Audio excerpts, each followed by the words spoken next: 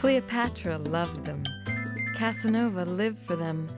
The quest for the ultimate aphrodisiac is as old as the human race itself.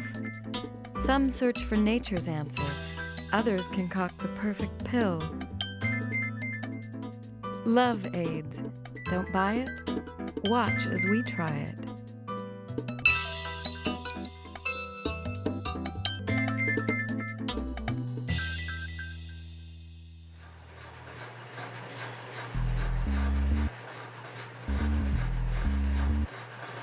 Stephen Schneider, known to his friends as Schnitzy, is a writer living in New York City.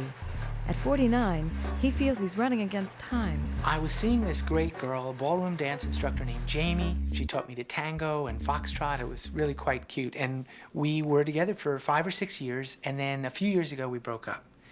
And I felt pretty bad, I have to say, for a few years. Didn't feel really like seeing anybody, was eating donuts, you know, those Krispy Kreme deals. It was bad. And I was starting to look like Homer Simpson, and I felt awful, and I felt the pressure of, you know, my life moving on and the millennium coming forward, and I thought, you know what, it's time to do something different and find another girl. Aphrodite, the Greek goddess of love, inspired the word aphrodisiac. Aphrodisiacs are things said to arouse or intensify sexual desire or performance. For Schnitzy, it began with some advice from a friend. I went up to my old college, Ithaca College, saw my old friend Amy, who I went to college with. Long, frizzy, red-haired gal, burns candles, plays the dulcimer, just a whole different kind of person. And she was already into these things, aromatherapy and aphrodisiacs, and said, you'll feel better. You can change your outlook, you can change the way you physically feel and physically perform. And I said, well, okay. And so Amy really kind of turned me on to the whole aphrodisiac world. From time immemorial, people have done everything in pursuit of better sex. Cleopatra, it was said, drove Mark Antony out of his mind by mixing honey and almonds and applying the tantalizing paste to her most private parts. Casanova was reputed to eat dozens of oysters a day, and it is said he once seduced a Vestal virgin by sliding an oyster from his lips to hers. And the ancient sex manual, the Kama Sutra, suggests milk and honey enhanced with the testicles of a ram for a guaranteed night of passion. The tradition of using libido enhancers may be over 5,000 years old. But is there any truth behind the folklore? Until the early 80s, most scientists had dismissed traditional aphrodisiacs as frauds. But researchers are now finding that some do stimulate more than the imagination. One popular substance that has been eaten, sniffed, and smoked, all because of its reputed aphrodisiac properties, is the bark of Yohimbe, a West African tree. A series of studies found that yohimbine, the active ingredient in yohimbe, did raise erections in men by increasing blood flow to the penis.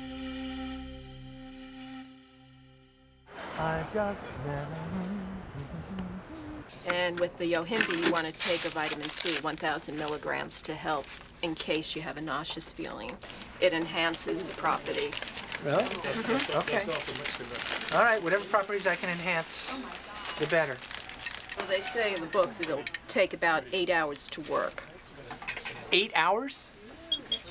So you have to brew it in the morning. And how long does it last, just so I get my timing down? I bought some Yohimbe in powder form. It's supposed to actually get you an erection for 3 days, is what they say.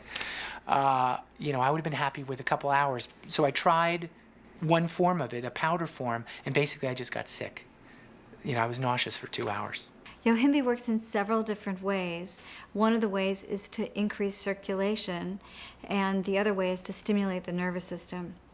It does, however, have some downsides in that it can stimulate heart rate, raise blood pressure, and can make one feel a little anxious, nervous, and even a little nauseous.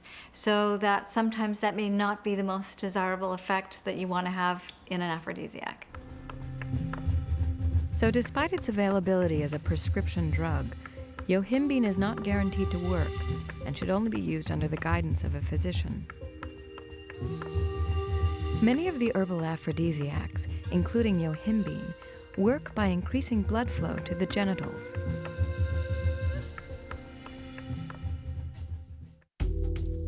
When we're sexually stimulated by anything, physically, mentally, or chemically, the nervous system sends signals to the pelvic region, the control center for the erection. These signals prompt the blood vessels in the genitals to dilate, bringing in a rush of blood that inflates the erectile tissue. The veins then close, preventing blood from flowing out of the organ.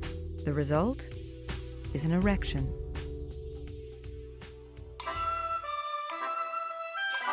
One popular aphrodisiac is ginkgo.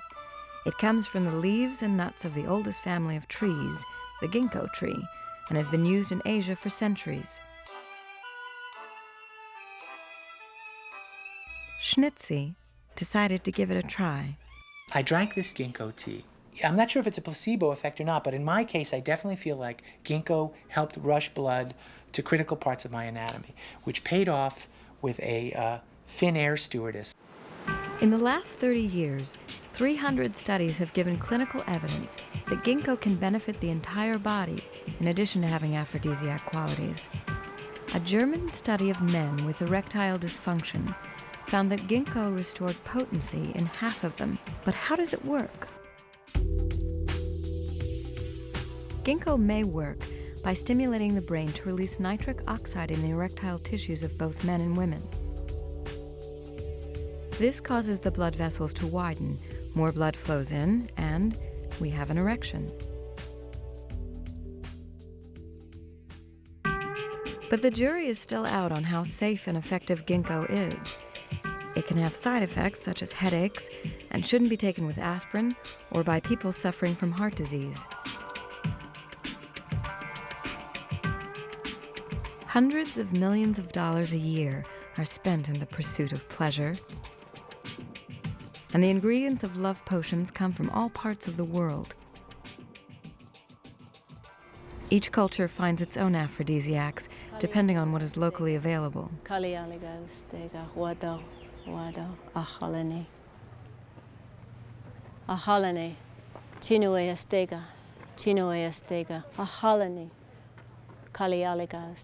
Desert plants have been used as libido enhancers for centuries. It is said that North American Indian girls once combined ginseng with snake meat, gelatin, and wild columbine, then secretly added it to the meals of the young men they wanted as husbands. One plant that has been used as an aphrodisiac in the Southwest is damiana, a shrub native to North America.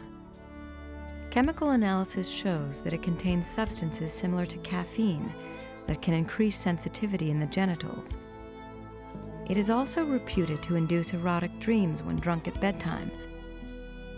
But damiana has not been approved by the FDA, so its effectiveness remains anecdotal.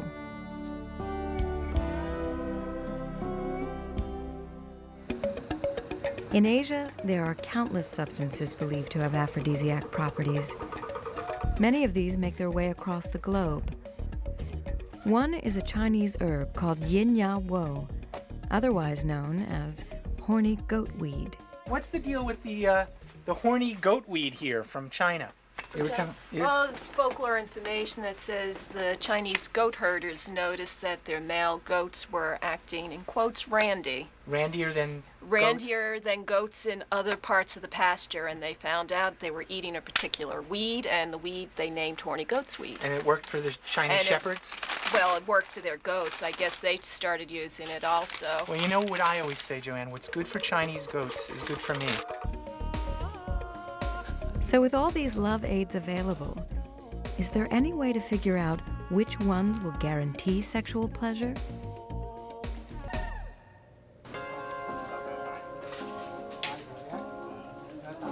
Researchers have made some progress by ruling out some legendary substances that can do more harm than good. Spanish fly is perhaps one of the most well-known so-called love elixirs. Made from the dried bodies of beetles, it works by severely irritating the urinary tract, sending a rush of blood to the genitals. Today, Spanish fly is illegal in the U.S., and the FDA warns that it is a poison that can cause death. A high price to pay for better sex. But the quest for better sex is often costly. In Asia, animal parts have been used for centuries. The testicles of bulls and rams were once eaten in the hopes of becoming more virile, and the phrase, feeling horny, is said to come from the idea that animal head ornaments were considered aphrodisiacs. Powdered rhinoceros horns are still used in Asia, even though there is no proof that they work as an aphrodisiac.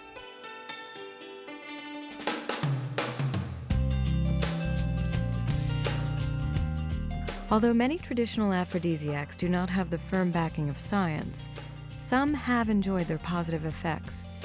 But whether yohimbe or ginkgo can help your libido may depend on whether you believe it will. Really, the cool thing about this aphrodisiac thing, honest to God, I'm not positive that it really works, but you think it works. And it has actually made a change for me. After Jamie, I went for a couple years and I was miserable, and then as I started eating oysters and drinking champagne and taking ginkgo, I started feeling better and I started meeting more women. Coincidence? I don't know, but I recently met this woman from Spain, Alejandra, who was really quite great. Unfortunately, she lives in Spain. So, all the oysters in the world aren't going to help 6,000 miles of ocean. So, I'm still looking. Legend has it that seafood has been considered an aphrodisiac ever since the mythological Aphrodite was born from the sea. But some say there's more to sexy foods than just folklore.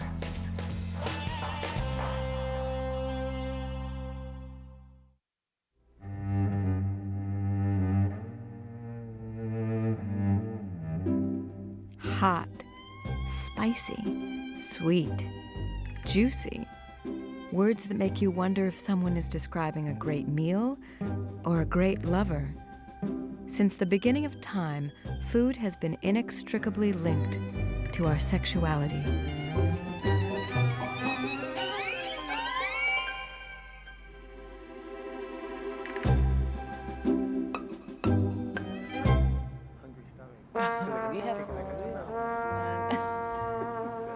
Historically, mating rituals involved having a meal before sex, and even today the act of eating is so linked to the act of lovemaking that sex therapists sometimes prescribe a romantic meal for two as an effective form of foreplay. Those lips somewhere.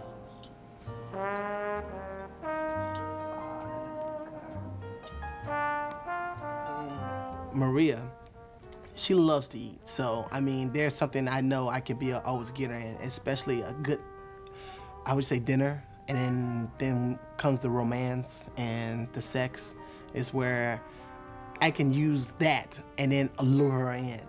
Frank and Maria met in a Chicago mall 2.5 years ago, and the chemistry was instant. Let me let it roll across your tongue. Maria works as a bookkeeper, and Frank drives a truck. And for them, food is often the answer to keeping the flame alive.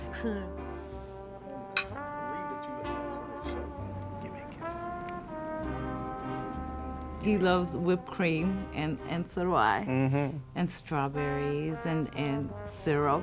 Oh, yes. And so we try to make it interesting because, sometimes if you just the same thing all the time, it just doesn't work. So that was good. But historically, the lure of food as an aphrodisiac has had a lot more to it than the sharing of a romantic meal.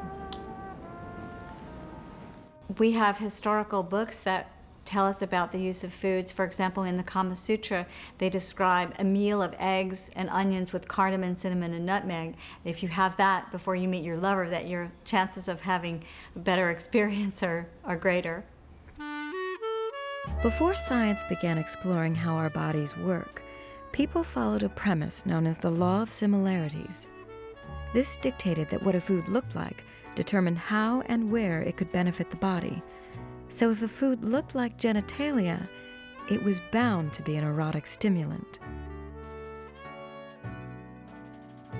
Legend has it that the Aztecs in ancient Mexico were so impressed with the anatomical likeness of the avocado that they named the food aguacatl, or testicle, and forbade village maidens to set one virginal toe outside while the fruit was being harvested. Many of the aphrodisiac foods were just thought to be aphrodisiacs because of their appearance, like bananas, asparagus, carrots, because of their phallic appearance. But asparagus, for example, has very rich nutritional value. It has vitamin E, which is considered one of the sex hormone stimulants. It's a vitamin that stimulates our hormonal production. So it seems the ancients did get it right sometimes, because many of the foods that were considered aphrodisiacs actually have vitamins and minerals that are essential for a good sex life. One of the most visually suggestive love foods is the oyster.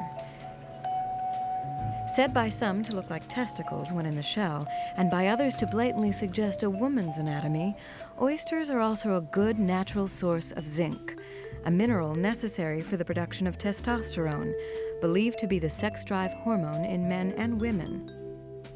But some argue that you would have to eat dozens of oysters for them to jumpstart your libido.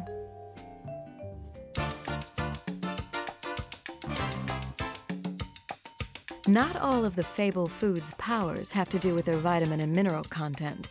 When it comes to being a hot-blooded lover, the chili pepper may hold the key.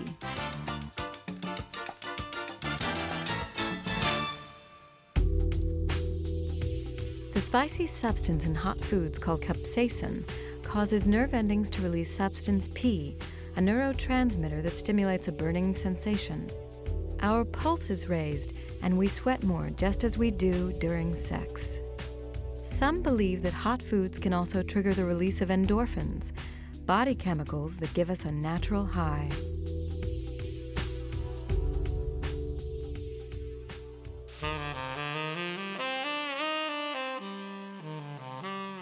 And of course, there is the ultimate lover's gift, chocolate.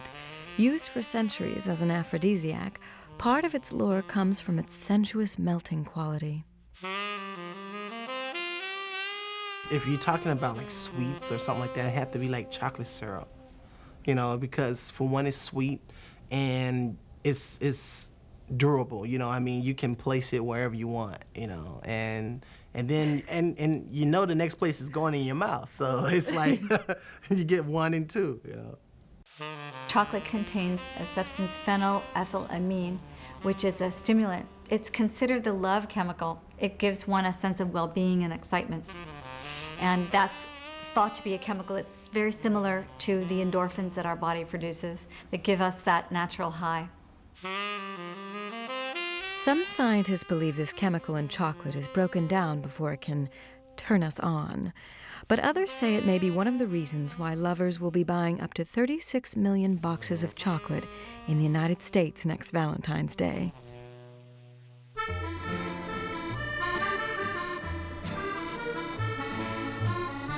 The writer Dorothy Parker has become legendary for saying, "I wish I could drink like a lady. I can take 1 or 2 at the most.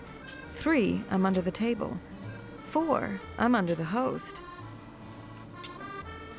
Aside from the fact that a bit of alcohol reduces our inhibitions, some studies have found that alcohol actually raises testosterone levels in women, but not in men.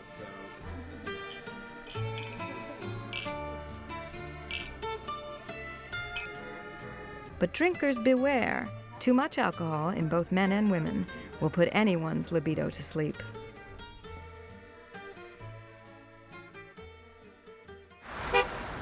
Chicago's classic rock station, CD 94.7.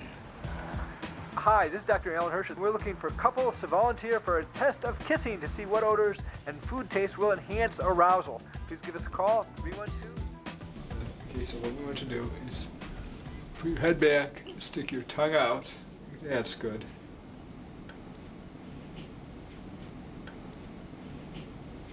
And kiss. Maria and Frank are 2 of the 500 people neurologist Dr. Alan Hirsch has been testing. Over the last 5 years, he's worked to measure the effect of taste and smell on arousal. I had heard that Dr. Hirsch uses food to enhance sexual pleasures and stuff, and so I was interested in that aspect of it because I thought that maybe we could bring something new into, the bedroom. When you rate how much you like the kiss or dislike it, how sexy you thought it was, how much you liked the way his kiss tasted, and how much you desire to have another kiss from him. Okay. We began to study using foods as aphrodisiacs because we found when people lose their sense of smell or taste, they develop sexual dysfunction. So the connection became apparent. Almost 100 years ago, Sigmund Freud said that in order for us to remain a civilized society, we had to repress our sense of smell. Otherwise, we would walk around sexually excited all the time. Yes. Dr. Hirsch has been testing this theory for over 10 years. Up to 3,000 test subjects later, he has found that certain food smells are so sexually exciting, they actually increase penile and vaginal blood flow. Okay, good. When we inhale an aroma, odor molecules enter the nose and stimulate small hairs called cilia to send messages to the brain. One part of the brain that receives these messages is the limbic system, often called the pleasure center. The signals then travel down to the spinal cord, and just like food and herbal aphrodisiacs, cause blood to rush to the genitals. The food smells Dr. Hirsch's studies found to have the greatest effect aren't exactly foods we associate with a night of passion. Of all the food smells he tested, he found that pumpkin pie was the way to a man's libido, increasing penile blood flow by 40%. Buttered popcorn came second, increasing blood flow by 9%. And the most arousing smell for women was the licorice candy Good and Plenty. The curious thing Dr. Hirsch's study found is that all smells actually arouse men to some degree. Women, who have a much more sensitive sense of smell, were more discerning. And what we found was some odors inhibited female sexual arousal. For instance, the smell of cherries had a negative effect. The smell of barbecued roasting meat and the smell of men's cologne all acted to inhibit female sexual arousal. Despite Dr. Hirsch's studies, smell remains the most mysterious of all our senses, and we are still not quite sure why these food smells affect our libidos. But for Maria and Frank, the flavor and aroma definitely enhance the sensation. I forgot about the people in the room. It was just me and him, I didn't feel like it was a study. It was just, and it made me feel a little bit, wanting him a little more, and then having to stop when they said stop. I'm like, oh, okay, we can't do anything else.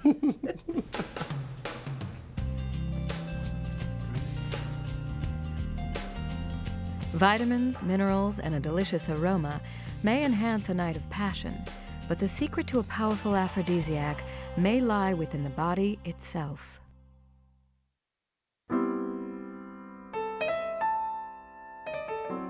The human body is forever surprising and delighting us.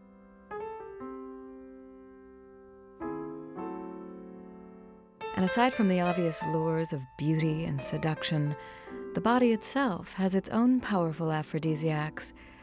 These come primarily in the form of two body chemicals, hormones and neurotransmitters. The hormones testosterone and estrogen are mainly secreted by the sex glands, which form part of the endocrine system. They are essential for our sex drives. Some neurotransmitters, like norepinephrine and dopamine, are released primarily from the brain and send messages throughout our bodies. They trigger our sensations of pleasure and arousal. But when the body's natural love stimulants shut down, some people go in search of help. Mike Albano, a 59-year-old computer technician for the stock market, classifies himself as a type A personality. He turned to Chinese medicine after his high-pressured work environment became too much to bear. We live in a society today in New York City that's so fast-paced. You have to make it today. You don't make it tomorrow. It's what you do for me today that counts, not tomorrow. So it's under a constant lot of pressure that you have to go through with every day, and I was part of the rat race.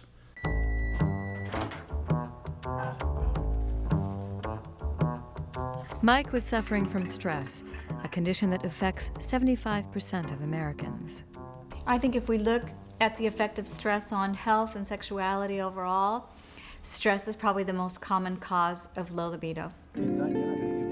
Mike's lack of libido and general ill health began to have an impact on his 30-year marriage. There was no communication, there was no closeness and stuff like that. Performance weighed heavily on my mind because I knew deep inside that I wasn't doing what I was supposed to be doing for my wife and for my lover. And the desire was waning. It was practically disappearing.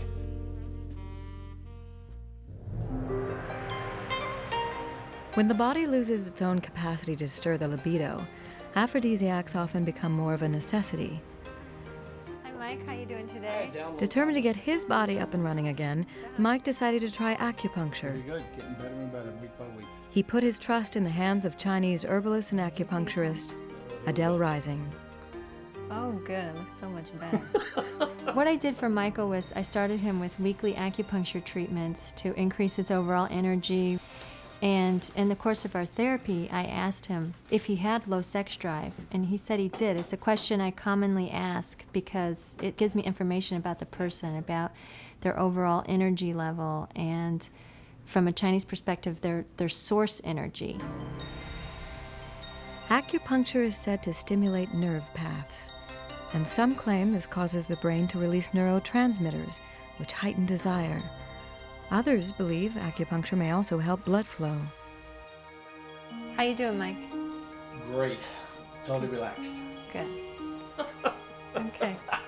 By promoting circulation through the use of acupuncture, you could help with sex drive, because part of what has to happen is the area has to be infused with blood in order for normal sexual function to occur, both for men and women.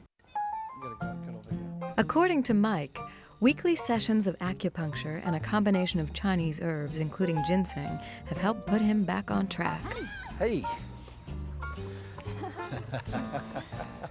From the very first session with Adele, I brought a list of the medications I was taking, and she went through them all, and she had told me that one of the specific medications I was taking would have an adverse effect on my intimacy, which I told her it was having. And she said that one of the benefits of acupuncture, that it flows with everything else, so it'll make everything come along better than what it was. And it put the oomph back Put into the oomph, my oomph got back with into the your life. oomph.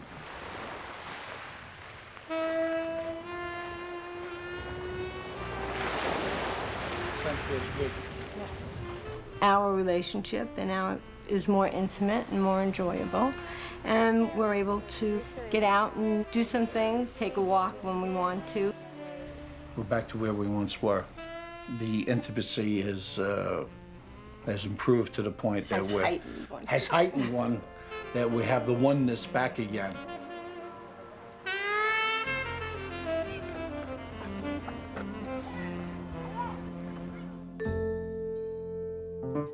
Some of the body's most potent aphrodisiacs are our aromas, not the obvious unpleasant smells like nervous sweat.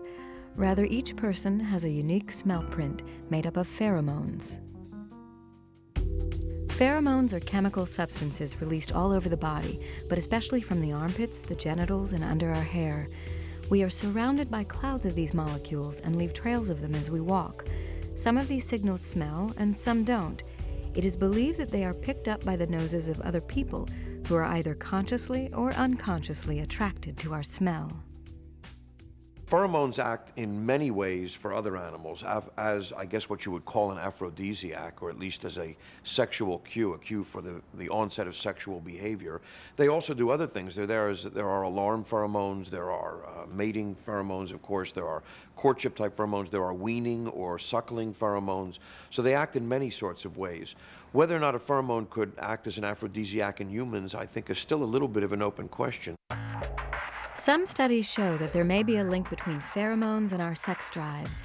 In one double-blind experiment, young women were exposed to either pheromones or a placebo. During the first 3 weeks of the test, 36% of those receiving the pheromones reported having weekly sex. By the 14th week, the number doubled. And researchers say it wasn't just the power of suggestion, as the group exposed to the placebo experienced no change.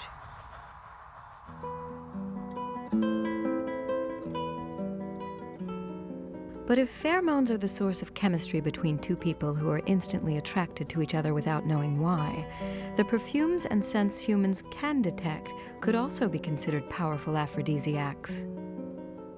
Some believe that smell is the sense most closely linked to our sexuality.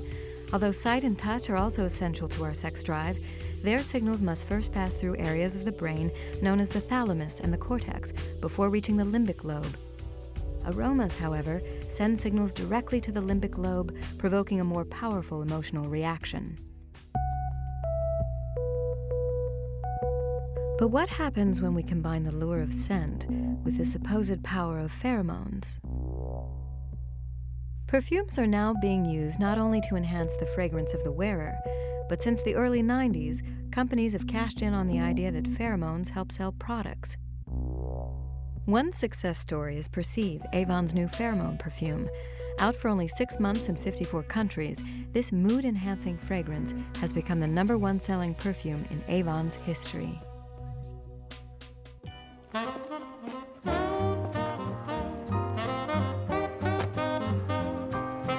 This is one of my customer Victoria's neighborhoods. I typically come out here to deliver to her, and then I might come through the neighborhood and see if I can't develop some more customers.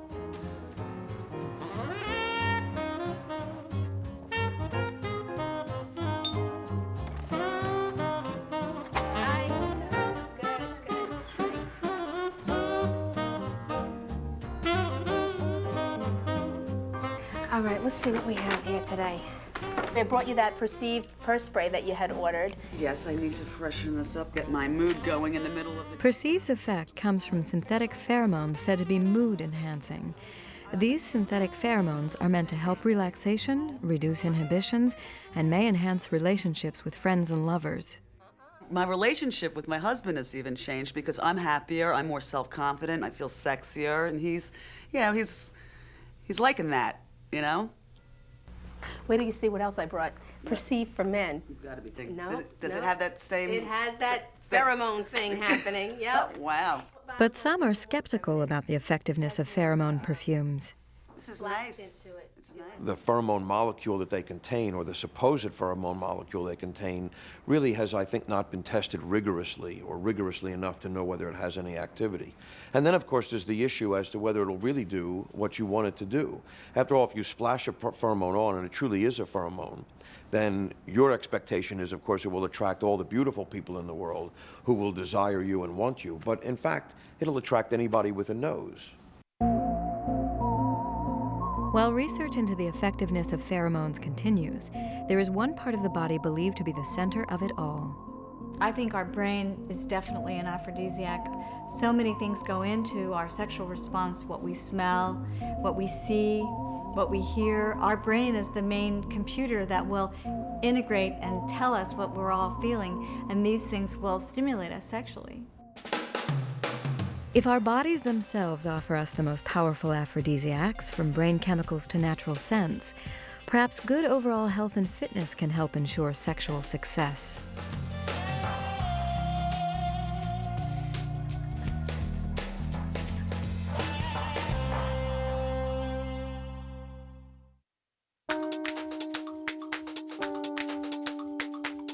In the last decade, health club membership in America has almost doubled.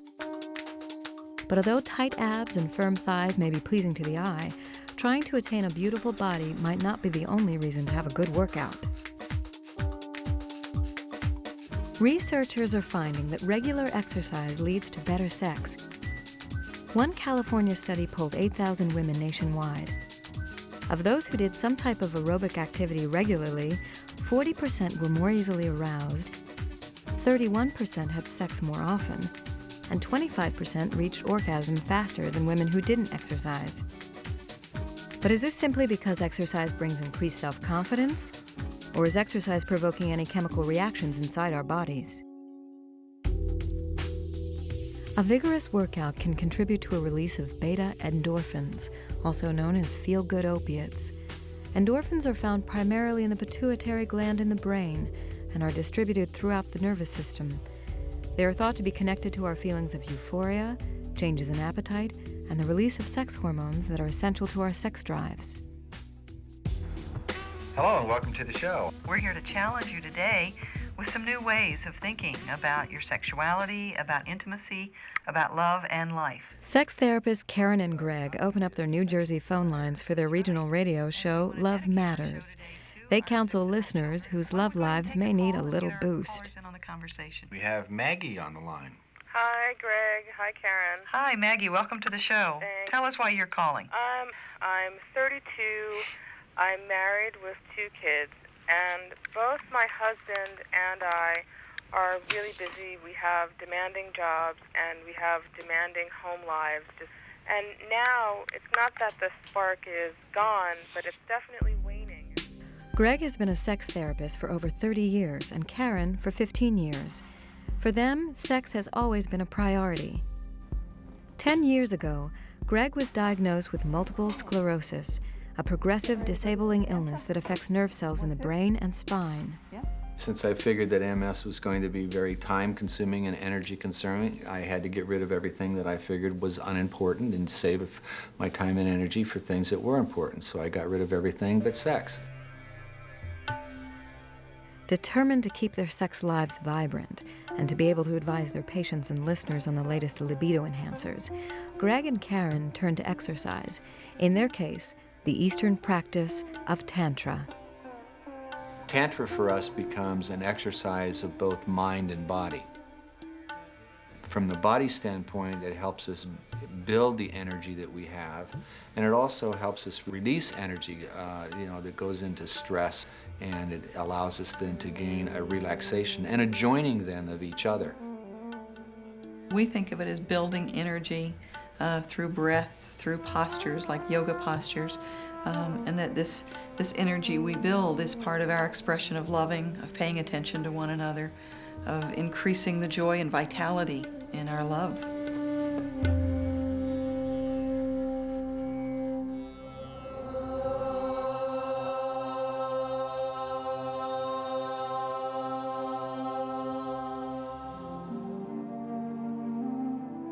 There are 2 distinct ways to apply exercise to sexuality. The Western approach is to emphasize the physical by spending hours on the treadmill or lifting weights. In the ancient cultures of the East, however, it is more about the mind and body connection with a very strong focus on sex. So exercises such as yoga and tantra were developed. Like some herbal aphrodisiacs, tantra and yoga are said to help blood flow.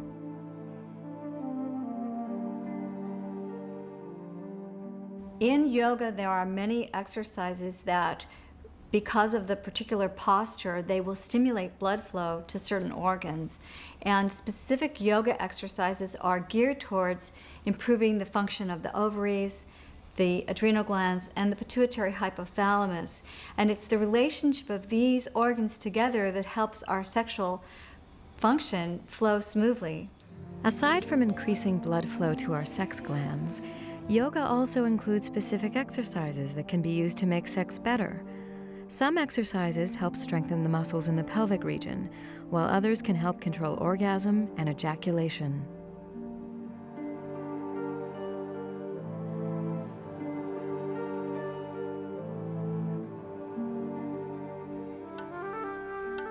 Karen and Greg practice Tantra every week.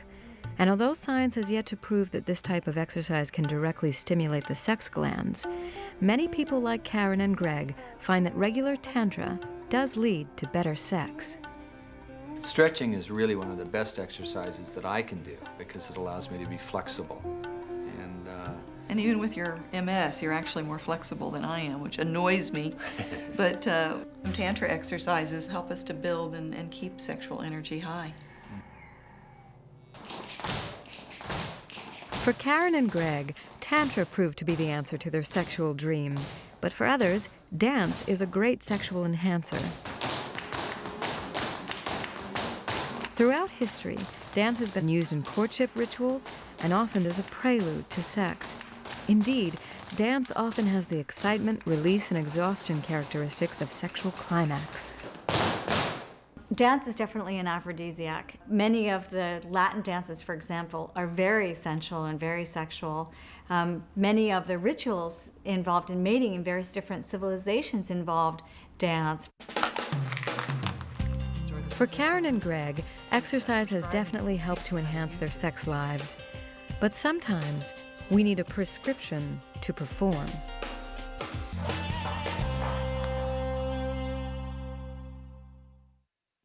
Vast strides in medical technology have helped to make the issue of sexual performance a 21st century obsession. While our quest for the perfect aphrodisiac continues, have we replaced the potions of the past with the pharmaceuticals of the future? Has the art of love become the art of science? In the United States, it's estimated that over 58 million men and women may suffer from some form of sexual dysfunction. The cause could be physical, psychological, or both, but drug companies are competing to find a cure. Perhaps one of the most well-known pharmaceuticals today is Viagra. To date, over 16 million prescriptions for Viagra have been filled in the United States alone. But Viagra is just the tip of the iceberg in the medical quest for sexual success. Erection medication is so popular, it is boasting over $880 million of sales, and new treatments continue to hit the market. There is a myth that these medications will enhance and create supersexual beings. And I think that that's something that's a risk as well, because we don't want to become too intercourse-focused as a society. We don't want to become too goal-oriented.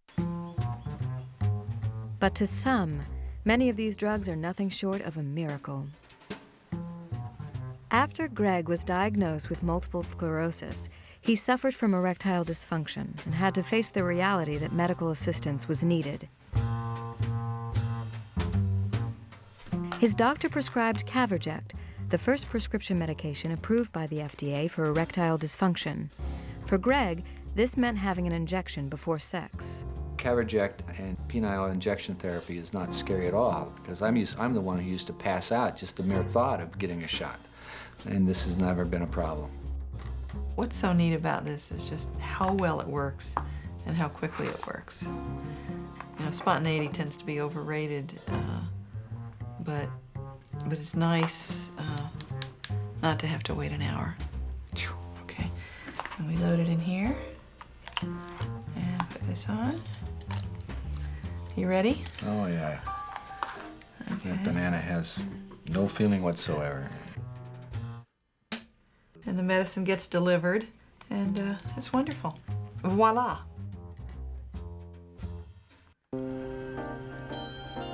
For over 15 years, the pharmaceutical industry has targeted erectile dysfunction in men. But now, the race is on to find the magic formula for women. We used to think that male erection problems were primarily psychologically or emotionally based, and now we've come to learn that in fact most male erection problems are physical or organic, meaning that there is a medical basis for them. And we are just now, we're 20 years behind the men, but we are just now beginning to realize that as far as female sexual function, there are in fact a significant number of medical and physiologic processes that can affect sexuality in women. A recent study conducted by the University of Chicago found that over 40% of women in the United States may suffer from sexual dysfunction. The result? Drugs ranging from estrogen rings to blood flow creams that enhance genital sensation are being developed at a frenzied pace.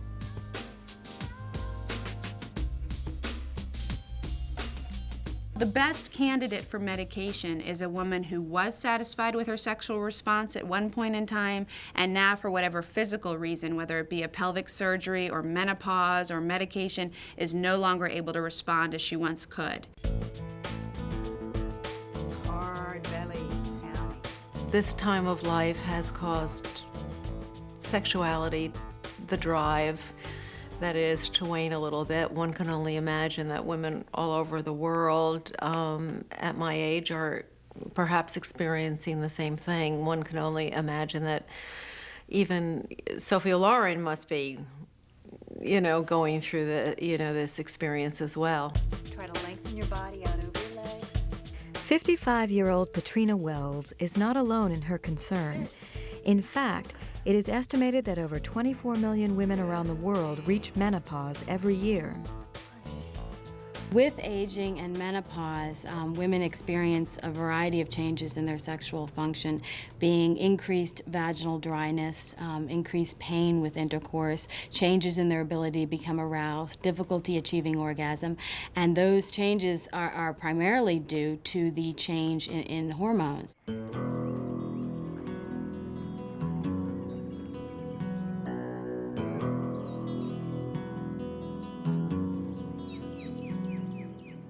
Unlike many menopausal women around the world who accept their waning sex drive in silence, Patrina set off to Canyon Ranch Spa in Tucson, Arizona, to consult women's health expert, Dr. Lana Holstein. I see so many women who have complaints like Patrina's. They come in stating that they really are troubled and frustrated by their lack of desire. They want an active sexual relationship with their partner. They're in a good space in life, and yet they're really feeling a lack of this sense of vitality when it comes to their sexuality. Do you feel like you're in menopause or midlife? Probably in the middle way through that. Okay. And are you on any hormones now? I am, yes. Okay. So are those like estrogen or progesterone? Right. Has anybody talked to you about testosterone? Doctors have long been prescribing hormone replacement therapy for men suffering from impotence and women going through menopause. But today, testosterone is the one that pharmaceutical companies are targeting as the next best libido prescription. If you don't have any testosterone, I think you do have trouble accessing your level of sexual interest or desire. So from my point of view, it is a very important aphrodisiac, if you will. In other words, it's a substance that we need to have in our body in order to access that want, that desire. In the age-old aphrodisiac quest, modern medicine is finally offering some alternatives. If you're talking about an aphrodisiac or an agent for lust, it is testosterone. And we're just in the very beginning, early phases of understanding the role of testosterone in women, but that is the hormone of desire in both men and women. For Patrina, the testosterone treatment may offer her the opportunity for many more years of passion with her partner, Rusty. And she will need to follow up with her doctor to monitor the effects of the medication. But be it pharmaceuticals or age-old aphrodisiacs, the goal remains the same. I think it's part of our human nature to keep searching for something better. And as we discover more substances, we'll probably learn so much more about our physiology and be able to discover newer and greater things that will turn us on.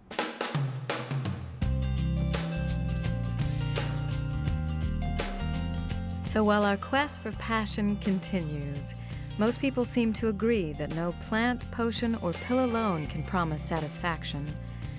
Perhaps the ultimate aphrodisiac is love itself. All of this aphrodisiac stuff, of course, we're talking about lust, if you will. My goal, and I think most people's goal, is actually love. And to the degree that lust gets you to love and then enhances love, hey, I'm all for that. The best aphrodisiac is the decision to be erotic and knowing yourself well enough to know what kind of stimulation, what kind of circumstances, what kind of conditions you need to have met in your own life to be turned on. You're talking about sex. So if somebody feels that they want something, that aphrodisiac is probably going to heighten that sexual thing. Yeah, but for the moment, I think. Yeah, but the thing is, you got love. Love is going to keep that memory all the time. The ultimate aphrodisiac would be love and being with Mike. You betcha.